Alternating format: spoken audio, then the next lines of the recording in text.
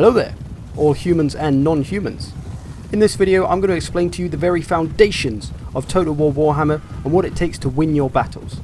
There's more to it than simply smashing units into each other until one of you is all dead. That being said though, it is very simple how this game works. The hard part is making what you want to happen, happen. And it basically comes down to two simple things: composition and application. Composition being what and who your army is made up of and how effective they are at dealing with your specific enemy. Application is simply how you use your selected units. Now before I get into that in more detail, beware.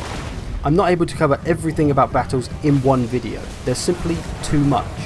And Total War games have quite a steep learning curve, so don't expect to learn everything about battles in the next 10 or 20 minutes. But don't let that deter you, by any means. As I said, I aim to help you understand the foundations of the game and how it all works, and this should indeed make you a more competent Total War player. So let's begin by looking at the unit types.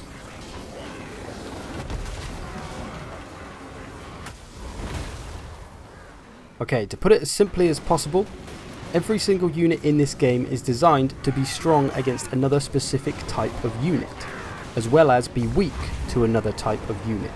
So they all have strengths and weaknesses, and the key to winning your battles is applying your strengths to the enemy's weaknesses. That's why I said it's the hard part of the battles to make that happen. So let's start with melee units. This includes typically swords, axes, hammers, mostly designed to fight their own kind, other melee units, other swords, other axes. But if they come up against spears, they're particularly strong against them, and melee units will usually beat spears most of the time. But they are susceptible to cavalry charges, and of course ranged, unless of course they get hold of the ranged, and then the range are fucked. Spears, the most misused type of unit in this game. Spear units have a stat called bonus versus large. This means they do extra damage against large units, cavalry, trolls, dragons, whatever, anything bigger than a human pretty much. And it's by no means exclusive to spears, there are other units that have it as well, but it means that they're good at taking out big things, so that's what they're designed to do, so you need to do that with them. They're weak against melee, as I said, and obviously range because they can get shot unless they catch up with them. Ranged units are obviously pretty much good against everything, provided they don't get caught, and if something does start chasing you, you just run away and you're probably fine. Unless of course it's cavalry. They're not going to outrun cavalry and they will probably get their heads kicked in. There are some ranged units that are good in melee though, so this doesn't apply to everyone. Monsters, obviously they're pretty much good against everything except anti-large units. But typically they're designed to beat down your swordsmen and your axes and all those guys that don't have the anti-large stat. And it's not as if they're going to get completely destroyed if they go into combat with spears, it's just that they'll probably take more damage than if they only went after melee units. And then cavalry, obviously great for running down ranged units, great for charging into melee units, but of course they need to avoid the spears and anti-large units as much as possible. So if you've been charging your horses into spears, you are a fool, sir. But with all that being said, don't take these guidelines as concrete rules. Sometimes you can charge your monsters into cavalry, sometimes you can charge your spears into melee. You can do all sorts of things. There's so many variables with this game, and it all depends on the stats of your units and the situation, how beaten down the unit is, how their morale is. So there's a lot to think about, but those are the basic rules on who should attack who. And of course all units can fight each other, melee on melee, cavalry on cavalry, ranged on ranged, and who wins will be decided by who has the better stats pretty much. Now let me give you some examples. So, let's say I'm playing as the Empire and I'm facing the Vampires. I can only afford one Demigryph unit, a great unit, a strong unit, one's anti-infantry and one's anti-large. So I'm trying to decide which one to go for. Now I know that the Vampires, most of their infantry is not very well armoured, and they have a lot of monsters, so of course that's large. So when I'm deciding between these two Demigryph units, let's take a look at the first one. This is the anti-infantry one. Its weapon strength, 48 armour piercing damage. That's a hell of a lot. That makes them great for destroying armoured units. But as I said, vampires don't really have that many armoured units. So all that armour piercing is kind of a waste. Now the halberd demigryphs, these are the ones designed for anti-large, they have 32 bonus versus large. That is pretty huge, so they're going to take down monsters with no trouble at all, and they've still got the armour piercing. So I'm going to take them against the vampires. Now let's say I'm facing the dwarves. Okay, dwarves known for having a lot of armour. A lot of armour. So which one's more useful to me now? The dwarves don't really have any large units, so the halberd ones, the bonus versus large, is pretty much useless. So the anti-infantry demigryphs are going to be better for my cause. Even if it's only by a few points of damage, it's still going to all add up. Another one, let's say I'm playing as the Orcs, I'm playing against Bretonia. They pretty much just have spear units and horses. But their spear units don't really have a lot of armor, so I don't need to bring too much armor piercing. So I could pretty much get away with just using my good old Orc boys. A nice cheap good unit, I can get 4 of those for under 2 grand. Now you might be saying, why don't you just take Black Orcs, they're the best unit.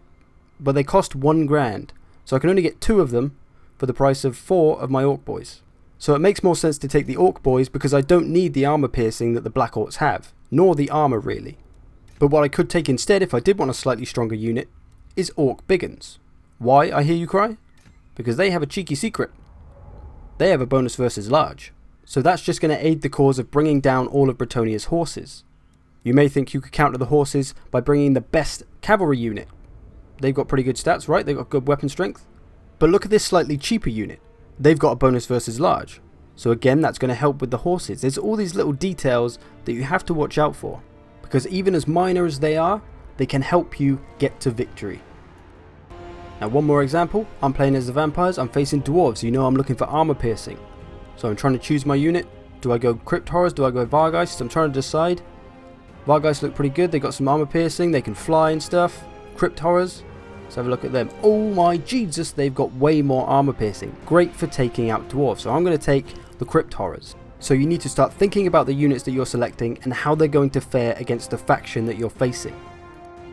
Now let me give you this on a full army scale. So I'm going to take Karl Franz against the dwarves because he's the man.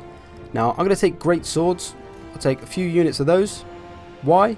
They have some armor piercing damage and a bonus versus infantry, which obviously means exactly what it says. Halberdiers, they've got a bonus versus large, but the dwarves don't have any large, so that's not really any use to me. I'm also going to take a couple of the cheaper swordsmen just to deal with any of the cheaper dwarven infantry. I'm also going to take a bunch of handgunners because they have armor piercing damage.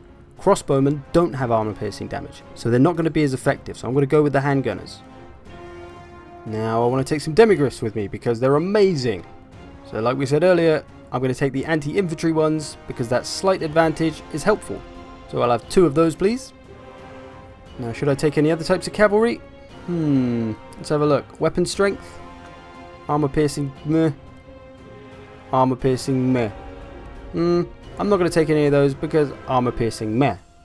Outriders, however, let's take a look at them. I'll have 2 units of those because they have armor piercing. 14 armor piercing damage. Useful against dwarvies. And of course, any kind of artillery that has armor piercing is going to be hella useful. So this Hellblaster volley gun, armor piercing missiles, will have one of those. Obviously I can't quite afford it, but you get the idea of what I've tried to show you here, hopefully. Think about your opponent and what's going to beat him. So learn what all the stats mean and how they apply to units. Let's just go through them quickly. So up at the top, it gives you an overview of the unit and what they're good at. It doesn't tell you everything though, like I showed you with the Orc Biggins. So armor is obvious. Leadership is as it says. You can read most of these yourself. They're pretty self-explanatory. Melee attack is their chance of hitting. So the likelihood that they'll land an attack, not their strength. Melee defense is the likelihood that they'll dodge and get out of the way. And of course weapon strength is how hard they hit and any bonuses they may have to armor piercing or bonuses versus whatever. So it's all these stats that determine who beats who on the battlefield. Start to get to know them, but don't worry, you don't have to know every single stat of every single unit in the game. That would be ridiculous. But do start paying attention to them and you'll just get to know them over time without even trying. And when you get to know your units, you can start to learn how to apply them. This last stat is the charge bonus. When you run and smash into another unit, how much damage you'll do, extra damage you'll do at first contact. But that's pretty much the gist of stats. You have to start to get to know them, think about them when you're making your selections, and you also have to start to get to know each army's strengths and each army's weaknesses, like the dwarves not having any cavalry but having a lot of armor, the vampires not having any range but having a lot of monsters, the Bretonians having a lot of great horses but not a lot else. So in the words of Lord Varys from Game of Thrones, information is the key. You must know your enemy's strengths and strategies. You must know which of your friends are not your friends. Okay, that last bit doesn't really apply, but shut up. Now one last thing to mention before I give you some in-game examples is unit cost. Value for money. Is the amount I'm paying for the unit worth what they can do? So let's take a look at 2 units, the Swordsman and the Great Swords on the Empire. Swordsman, overall average stats, not a bad unit, but not a great unit either. If we compare them to the Great Swords, you can see the stats don't actually really change that much for a unit that costs over twice as much. Everything's pretty much the same except for armor, which is of course greatly improved, but all the other stuff, the melee attack, the melee defense, the weapon strength, the important bits, they don't really change. In fact, the swordsmen even have better melee attack than the greatswords, 32 compared to the greatswords 30. So some things are even better. So does that mean you should never use greatsword units? No, of course not. They certainly have their uses. It depends who I'm facing. For the price of 3 greatsword units at 950 each, I could get 6 or 7 swordsman units for 400. So if I'm facing someone who has a lot of numbers, like the orcs, then the swordsman would be a better choice because I don't really need the armor piercing and I'm going to need their numbers. If I'm facing the dwarves, the greatsword is going to be a better choice because I need the armor piercing. So you have to think about cost effectiveness for your goals and your enemy.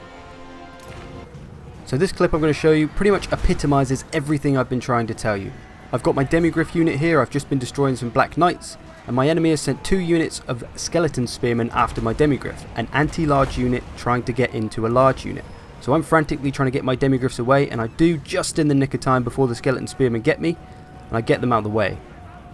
My enemy is relentless though. This is an online battle, so it's a human player. He's coming after me. I'm trying to get them out of the way still, and then further down the field I see some bad juju afoot, so I head down there, smash a few skeletons on the way, because why not? And down here I can see some large units. Now my demigryphs are the anti-large type. They're the halberd ones. Skeleton's still in pursuit. I'm going to head down there and try to do some damage. So I could have stayed there and finished off those black knights that I was doing, but those skeletons don't want anything to do with them. I'm just going to avoid them. I'm going to come down here. There's some more black knights. Some vargheists have just arrived. Perfect for my demigryphs to take care of. Anti-large, that's what they do. So I've avoided my demigryph's weakness to spearmen, and I've engaged them in their strength, anti-large. And you'll see how quickly these vargheists lose their health. Let me show you. So they've just lost a little bit at the moment, but they're probably going to get into them now. Look how quickly it's falling. Nearly a quarter down. There you go, a quarter down. Nearly halfway down. Demigryphs barely lost any health. Halfway down now. But guess what? Those skeletons have finally arrived. I'm not going to hang about anymore. I'm going to get my demigryphs out of there as quick as possible. I'm happy with the amount of damage I've done to the vargheists. That's great for now. I don't want to engage the spearmen. I could take them on, but I'd probably lose a lot of health in the process. It's not that I would lose to the spearmen necessarily, but I would lose a lot more health. And you see my enemy here, he knows how important this unit is to me. So he's sending everything after it. He's casting spells on my demigryphs. He's got the vargheists after them, the spearmen. He knows how to defeat the demigryphs, but I'm not letting him do it. This is what it's all about. Now let me show you this on a grand scale, a full battle. I'm playing as Chaos, I'm against the Empire. I brought some good old Chaos Warriors. Some Chaos Warriors with great weapons for those armor-piercing needs. Some Trolls for the same purpose. I've got 3 units of halberds to deal with any demigryphs or cavalry. I've got them on the flank and one in the middle. I've also got a few cavalry type of units. I've got these boys, marauders. They're more of a distraction than anything else, to be honest. I've got some Chaos Warhounds out wide because I'm going to flank them round, as are these Chaos Chariots. So I'm moving up and actually made the first mistake that I forgot Trolls run faster than everything else, so they're just stood out front at the moment taking missile fire. So that's my fault. But you can see my units out wide are moving around. I'm going to get them to deal with the missiles.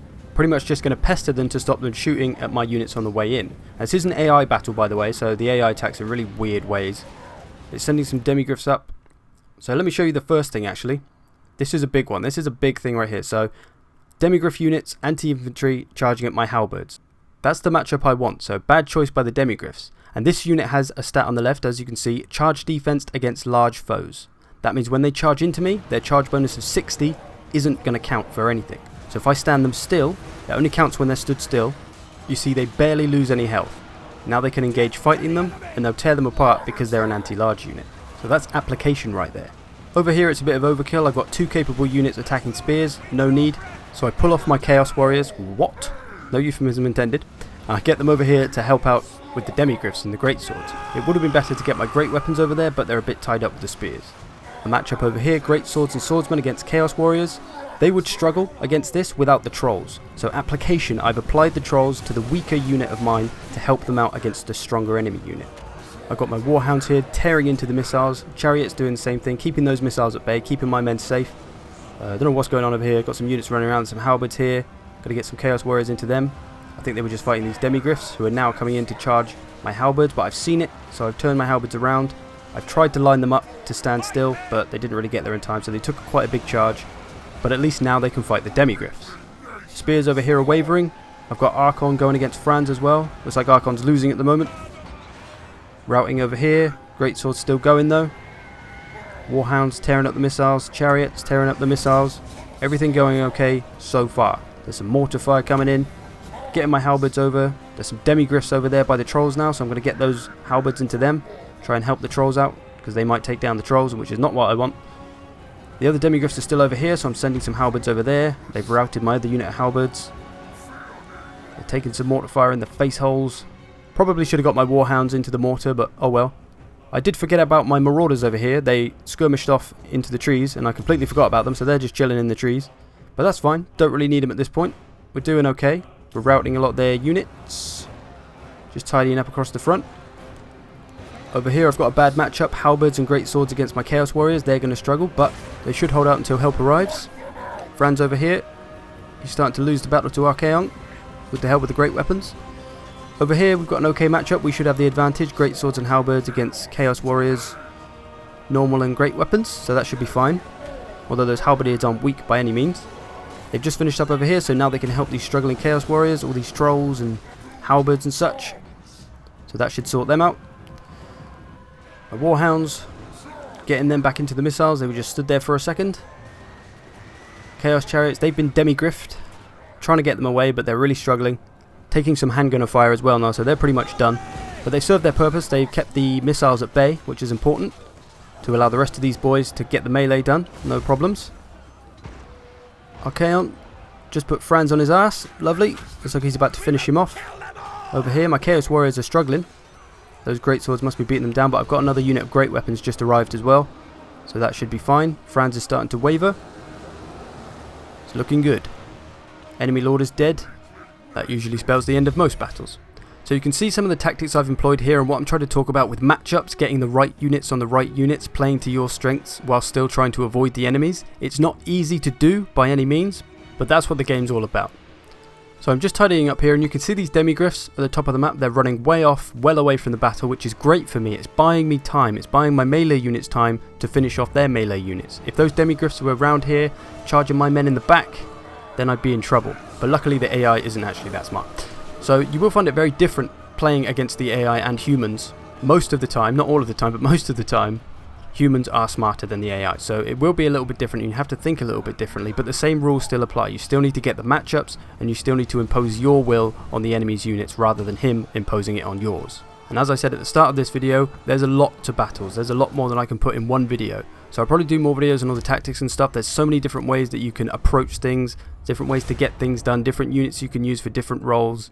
You can get really creative, and I think it's pretty damn fun. That's what makes the game so entertaining, all the things you can come up with. So let's look at their kills here. The demigriffs, see, I kept their demigriffs to a few kills. They didn't really do that much. 30 kills each for those demigriffs. Rubbish. Those missiles, I completely destroyed them, thwarted them completely. They did very little. Great swords, they did okay. Halberds did okay. These halberds are actually a pretty good unit. They'll stand their ground against some swordsmen. Swordsmen did terribly. Spears, Franz, blah blah blah. So if you look at mine, look at the warhounds. 190 kills for those chaos warhounds. Used them very effectively. Used their strength. Same with the trolls. Got my money's worth with those units. Everyone else across the board, a good overall performance. A good balanced team performance, I think. So, there you go. The foundations of Total War Warhammer and what it takes to win your battles.